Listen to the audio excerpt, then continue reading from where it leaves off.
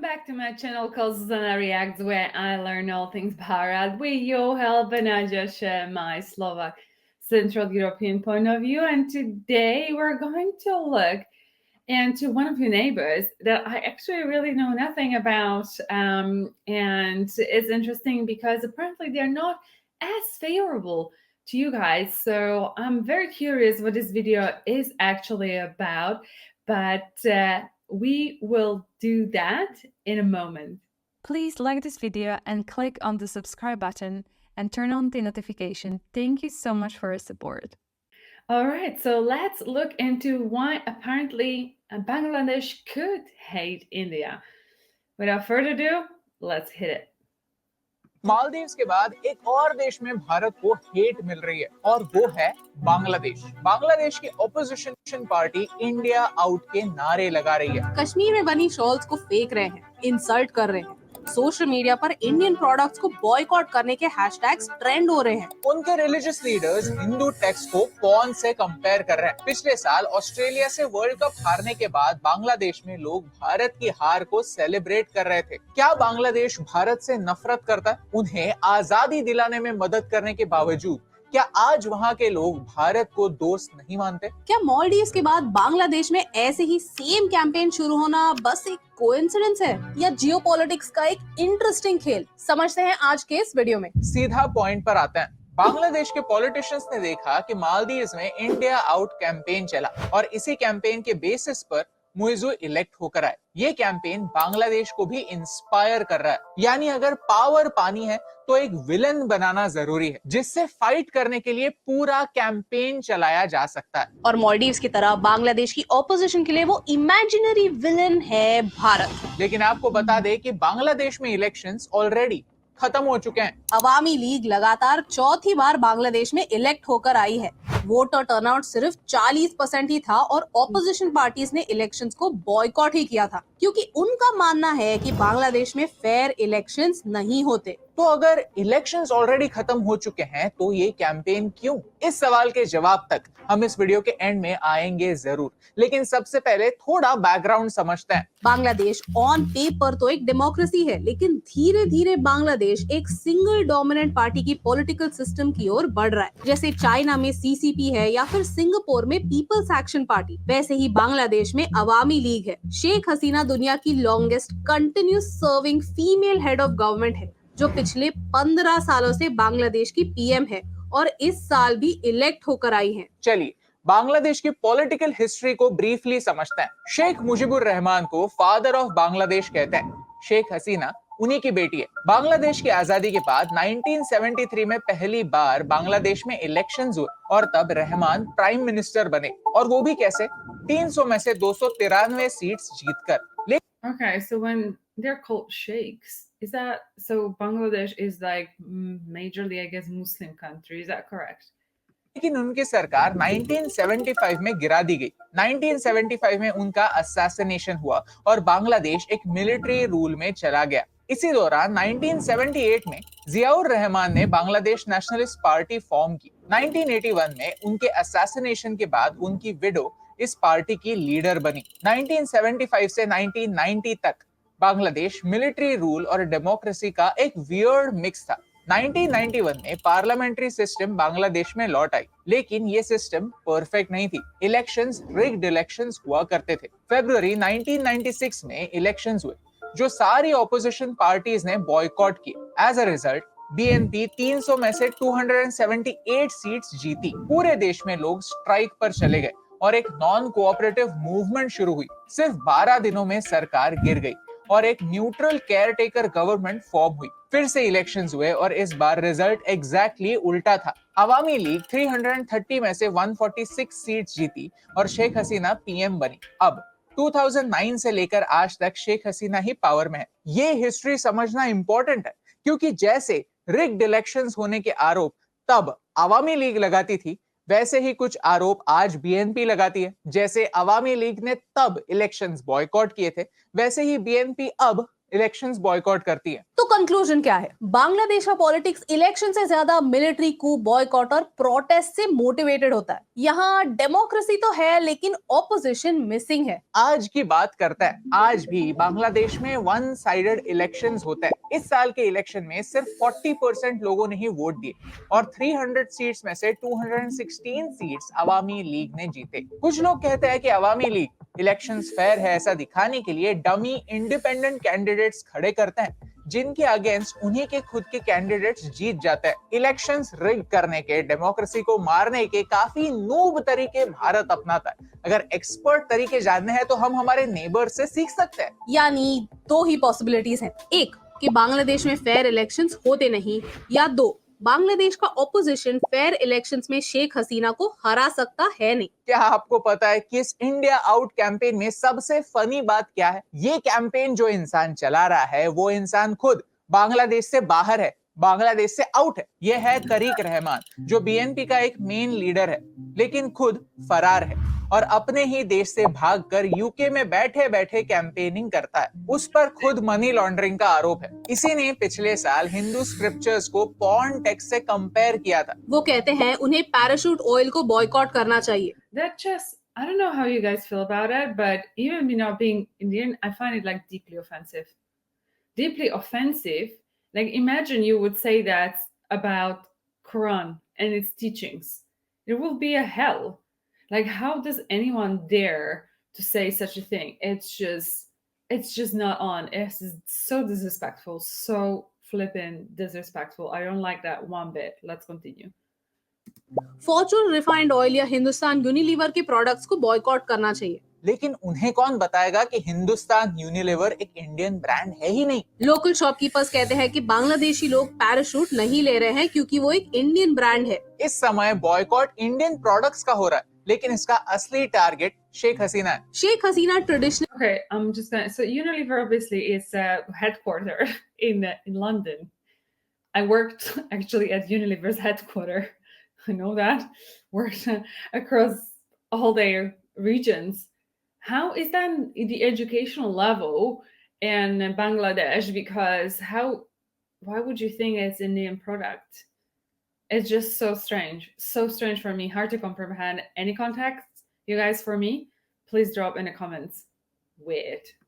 भारत के काफी क्लोज रही है। उन्होंने अपने पिता के असैसिनेशन के बाद 6 साल भारत में बिताए। बांग्लादेश में बढ़ते एंटी इंडिया सेंटिमेंट से ऑपोजिशन पॉलिटिक्स को इन्फ्लुएंस कर सकता है। जैसे 1996 में चुनाव में जीतने के बाद भी बीएनपी की सरकार प्रोटेस्ट की वजह से गिरी थी, वैसे ही आज शेख हसीना की सरकार गिर सकती है। यानी इन सारी बातों का कनेक्शन भारत से ज्यादा बांग्लादेश के खुद के इलेक्शन प्रोसेस से है। बीएनपी कहता है कि भारत बांग्लादेश के इलेक्शंस में इंटरफियर करता है, यानी हिपोक्रेसी की कोई सीमा ही नहीं है। इलेक्शंस बॉयकॉट करे वो, और फिर उल्टा घूमकर कहे कि हम इलेक्शंस जीते क्यों नहीं। बॉयकॉट सिर्फ एक बहाना है, असली ऑब्जेक्टिव लोगों को भड़काना है, शेख हसीना को एक प्रो इंडिया लीडर दिखाना है। लेकिन जिस देश की 90% लैंड बॉर्डर भारत से शेयर्ड है, जिनके कल्चरल और ट्रेडिशनल टाइज हमसे ही है, जिनकी ऑफिशियल लैंग्वेज एक इंडियन लैंग्वेज है, जिनका दूसरा सबसे बड़ा ट्रेड पार्टनर भारत है,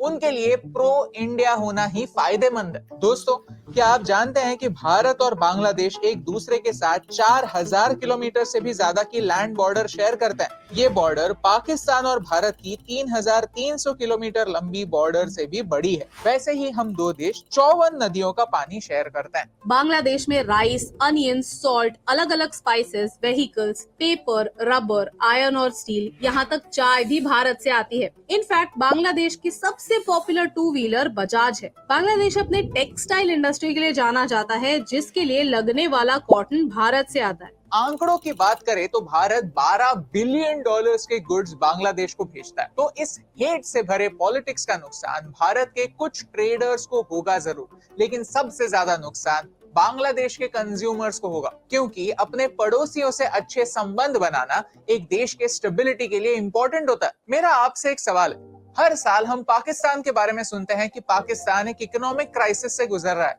on the other hand Bangladesh, Bangladesh grow कर रहा है। कभी सोचा है कि ऐसा क्यों? पाकिस्तान की एक गलती से बांग्लादेश जरूर सीखा है और उसने अपने आप को इम्प्रूव भी किया है। वो गलती क्या है, समझाता हूँ। जब बांग्लादेश आजाद हुआ था तब उनका जीडीपी ग्रोथ रेट क्या था पता है?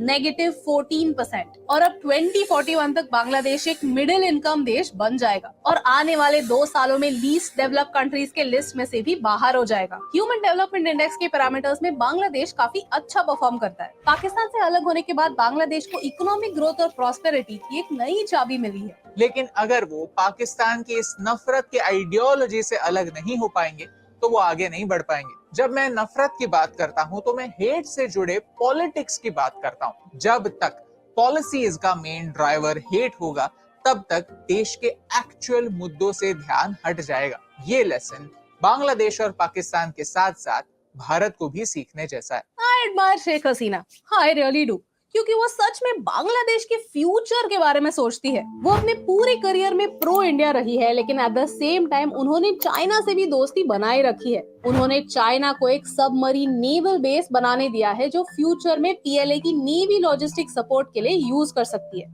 जिसकी मदद से वो भारत पर भी अटैक कर सकते हैं। एक तरफ भारत से दोस्ती, दूसरी तरफ चाइना से दोस्ती।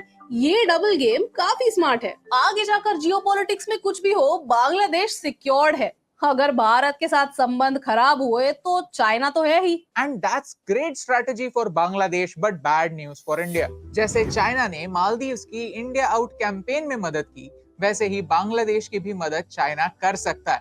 भारत को डिप्लोमेटिकली घेर सकता है और भारत को इससे बचने की सख्त जरूरत है। नेबरहुड फर्स्ट पॉलिसी को स्ट्रॉन्ग करने की जरूरत है। हमारे external affairs minister S Jaishankar ji ने पहले भी इसी साल जनवरी के महीने में कहा था कि नेबरिंग देशों पर चाइना कंट्रोल करना चाहता है और इस पर उनकी कड़ी निगरानी है। बच्चा बच्चा जानता है कि मालदीव्स में मुइजू ने इंडिया आउट कैंपेन चलाया और सोसाइटी के लिए एक फिक्शनल एनिमी क्रिएट किया। आज भी वो ऐसी इमेज बनाना चाहते हैं कि भारत साउथ एशिया का एक बुली है। वो छोटे छोटे देशों के सामने टाइगर बनता है। वैसे सच्चाई तो यह है कि 36 साल पहले अब्दुल्ला लुतुफी ने जब मालदीव्स की सरकार गिराने की कोशिश की तो हमारे प्राइम मिनिस्टर राजीव गांधी ने पैराट्रूपर्स और वॉरशिप्स भेजे और ऑपरेशन कैक्टस में मालदीव्स की मदद की। 2004 में जब मालदीव्स में सुनामी आया तो इंडियन एयरफोर्स के एयरक्राफ्ट्स रिलीफ मटेरियल लेकर मालदीव्स पहुंचे। आईएनएस मैसूर, आईएनएस उदयगिरी और आईएनएस आदित्य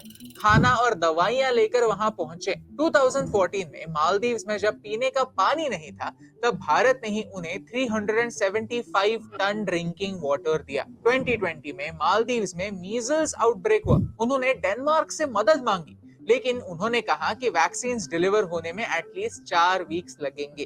तब भारत सामने आया और हमने उन्हें वैक्सीन दिए और वो भी 72 आवर्स के अंदर अंदर। और कोविड के बारे में कौन भूल सकता है? 2021 में एस जयशंकर खुद 1 लाख वैक्सीन डोजेस लेकर मालदीव्स पहुंचे। आप ही हमें कमेंट्स में बताइए कि क्या ये दोस्ती की निशानी है या दुश्मनी की। वैसे ही बांग्लादेश पर नजर डालते हैं। भारत ने बांग्लादेश की मदद कैसे की है? भारत दुनिया का पहला देश था जिसने बांग्लादेश को as an independent country recognise किया था। 2010 में भारत ने बांग्लादेश के लिए $1 बिलियन का लाइन ऑफ क्रेडिट इंट्रोड्यूस किया। 2015 में फिर से हमने $2 billion line of credit Bangladesh को दी। इवन पिछले साल हमारे पीएम और बांग्लादेश के पीएम ने मिलकर 377 करोड़ की एक पाइपलाइन बांग्लादेश और भारत के बीच इनॉग्रेट की, जिससे भारत से डीजल बांग्लादेश में ट्रांसपोर्ट हो। इससे कॉस्ट भी बचेगी और कार्बन फुटप्रिंट भी कम होगा। इस वीडियो का मुद्दा यही है कि कोऑपरेशन इज द की। पाकिस्तान के हर डायरेक्शन में बॉर्डर कॉन्फ्लिक्ट्स है।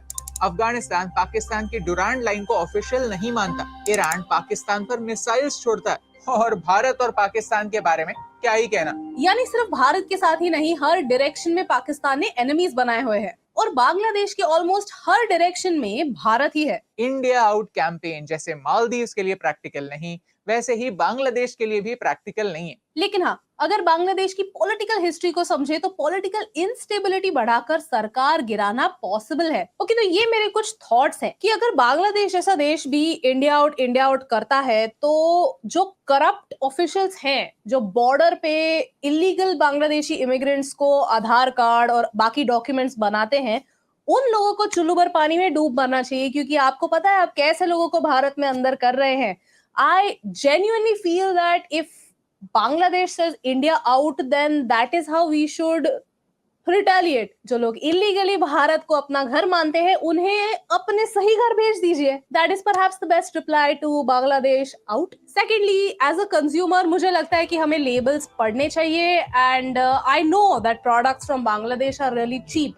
But ultimately, if every nation around India is going to keep saying India out to try and arm twist us and then suck up to China anyway, तो as a consumer हमें कहीं ना कहीं तो हमारा power दिखाना ही होगा, which we showed in the case of Maldives, and I guess it's time to show it in the case of Bangladesh also. India out campaign, India out से ज्यादा so called pro India government out campaign, जिससे बांग्लादेश भी China का puppet बन सकता है, जैसे आज मालदीव्स है। और यही इंपॉर्टेंट बात, आप तक पहुंचाने से मुझे फर्क पड़ता है।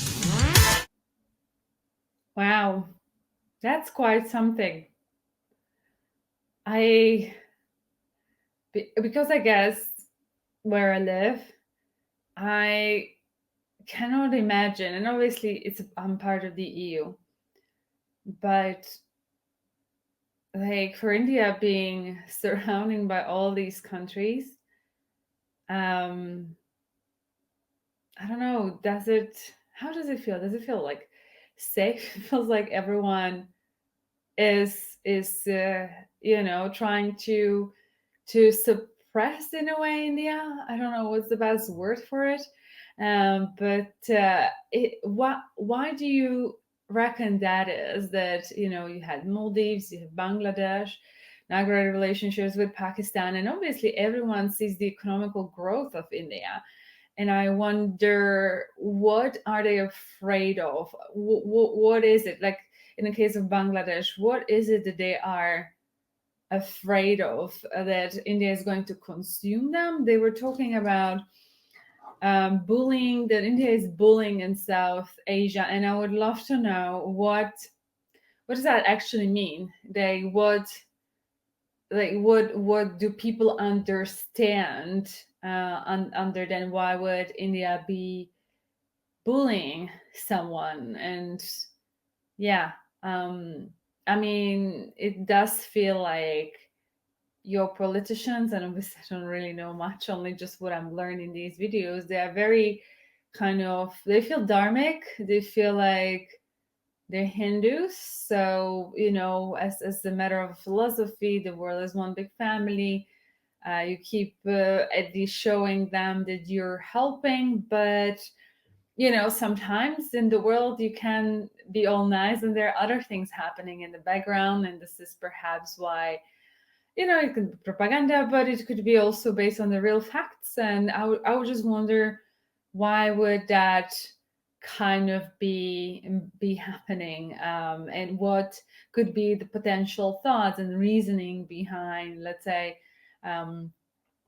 India is bullying Southeast Asia. Also, I've heard before that India is losing control over Southeast Asia, and I would wonder if you could let me know.